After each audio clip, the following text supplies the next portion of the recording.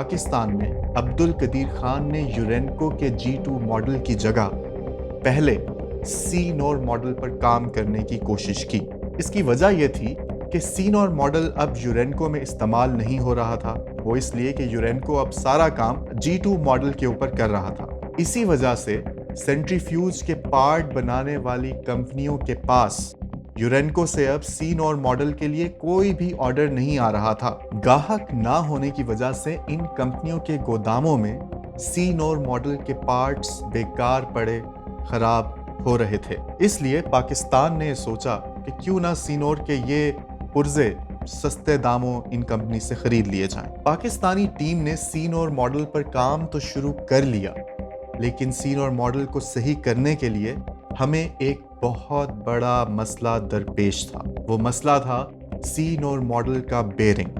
جیسا کہ میں نے پہلے بتایا ہے کہ سینٹریفیوج روٹر کے نیچے ایک گول بیرنگ لگا ہوا ہوتا ہے۔ سوئی کے اوپر لگا ہوا یہ بیرنگ گھومتے ہوئے روٹر کا وزن اٹھاتا ہے۔ اس بیرنگ کے حجم اور سائز کی تفصیل ہماری پاکستانی ٹیم کے پاس نہیں تھی۔ سونے پر سہاگا یہ کہ اس بیرنگ کا ڈیزائن اتنا خفیہ رکھا گیا تھا کہ یورینکو سے چرائے گئے انتہائی خفیہ دستاویز میں بھی اس کی ڈیٹیل نہیں تھی۔ مجبوراً عبدالقدیر خان نے رسک لیا اور اس بیرنگ کی معلومات حاصل کرنے کے لیے یورپ میں اپنے بہت سارے پرانے دوستوں کو خط لکھ ڈالے، مگر پھر بھی اس سلسلے میں انہیں کوئی جواب نہیں مل سکا۔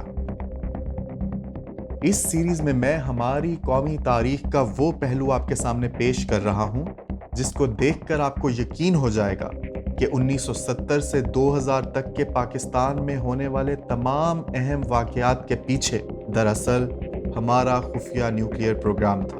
یہ تاریخ آپ کے گوش گزار کرنے کے لیے میں پرانے اصلی اخبارات، انٹرویوز، تقاریر اور CIA کے اصلی خفیہ کاغذات آپ کے سامنے رکھ رہا ہوں۔ افسوس ہے کہ ایسا پہلے کبھی نہیں کیا گیا۔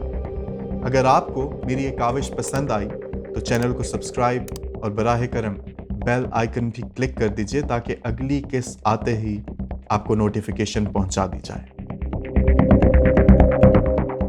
ایک طرف عبدالقدیر خان بیرنگ کا ڈیزائن حاصل کرنے میں لگے ہوئے تھے اور دوسری طرف کہوٹا پلانٹ کی بلڈنگ میں بھی نت نئے مسئلے سامنے آ رہے تھے۔ بریگیڈیئر سجاول کے لیے ایک بہت بڑا چیلنج یہ تھا کہ کہوٹا میں کافی زلزلے آتے تھے۔ اسی وجہ سے سائنسدانوں نے کہوٹا کے ڈیزائن میں کہا تھا کہ جس ہال میں سینٹریفیوج سلنڈر ہوں وہ ایئر ٹائٹ ہونا چاہیے اور اس کے فرش میں 10 فٹ تک کنکریٹ ہونا چاہیے۔ اس کی وجہ یہی تھی کہ کسی بھی طرح کہوٹا میں چلتے سینٹریفیوجز کو زلزلے کے جھٹکوں سے بچایا جا سکے۔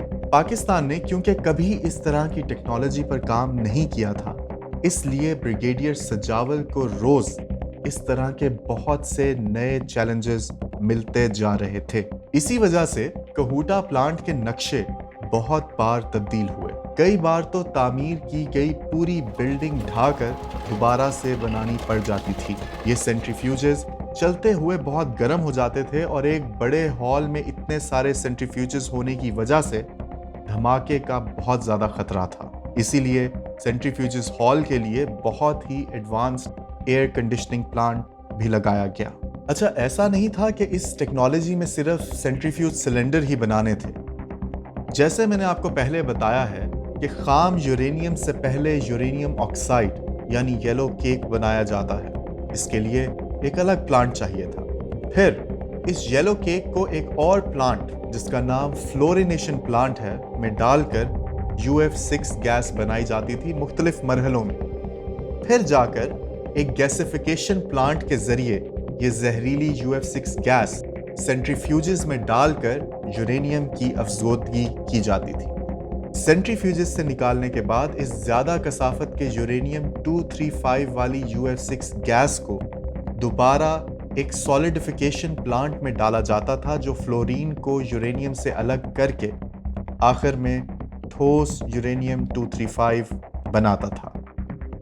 UF6 یعنی ہیکسا فلورائڈ گیس میں تکنیکی مہارت حاصل کرنے کا پہلا ذمہ اٹھایا PAEC کے منیر احمد خان نے۔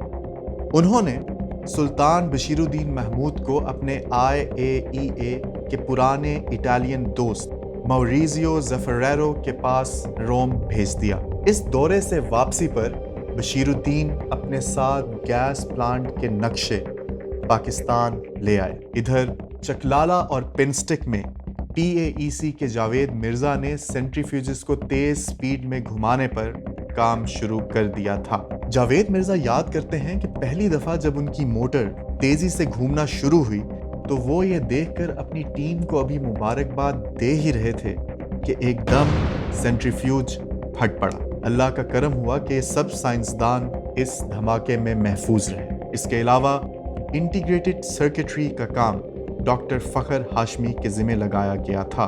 शुरू में उन्होंने बाहर से बने बनाए इन्वर्टर पाकिस्तान मंगवाकर उनको रिवर्स इंजीनियर करना शुरू कर दिया था। आगे जाकर इसी पूरी टीम ने अपनी अनथक मेहनत से अब्दुल कदीर खान के लाए हुए डॉक्यूमेंट्स देखकर आखिरकार 4 रोटर बना लिए। दूसरी तरफ कहूटा में इंजीनियरिंग रिसर्च लेबॉर्ट्री के लिए एक अलग पावर प्लांट भी लगाया गया। ये पावर प्लांट बाकी पाकिस्तान की बिजली के नेटवर्क से बिल्कुल अलग था। पाकिस्तानी साइंसदानों ने यह भी प्लान किया था कि शुरू में सेंट्रीफ्यूज सिलेंडर के पुर्जे यूरोप से खरीदे जाएंगे, लेकिन बाद में हम ये पुर्जे खुद पाकिस्तान में बनाएंगे और इसीलिए एक मशीन टूल वर्कशॉप की बिल्डिंग भी बनाई गई कहूटा में। इस मशीन टूल फैक्ट्री में जदीद तरीन मशीनरी लगाई जानी थी। इसके अलावा गार्ड टावर, अलार्म सिस्टम्स, मेहमान साइंसदानों के लिए गेस्ट हाउस और ट्रकों के गुजरने के लिए पुख्ता सड़कें भी कहूटा में बनाई गई।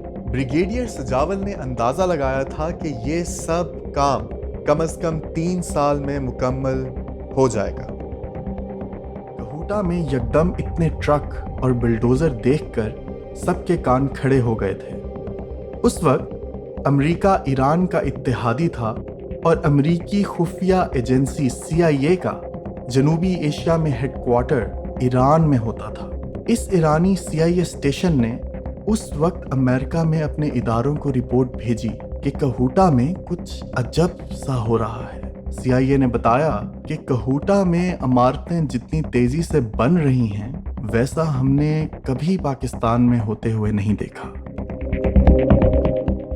अगर मेरी तरह आपको भी लगता है कि पूरी दुनिया के खिलाफ हम पाकिस्तानियों की इस जंग और फतह की कहानी पाकिस्तान के बच्चे बच्चे को पता होनी चाहिए, तो फिर कहाँ और किस से ये वीडियो शेयर की जाए ये आप मुझसे बेहतर जानते हैं।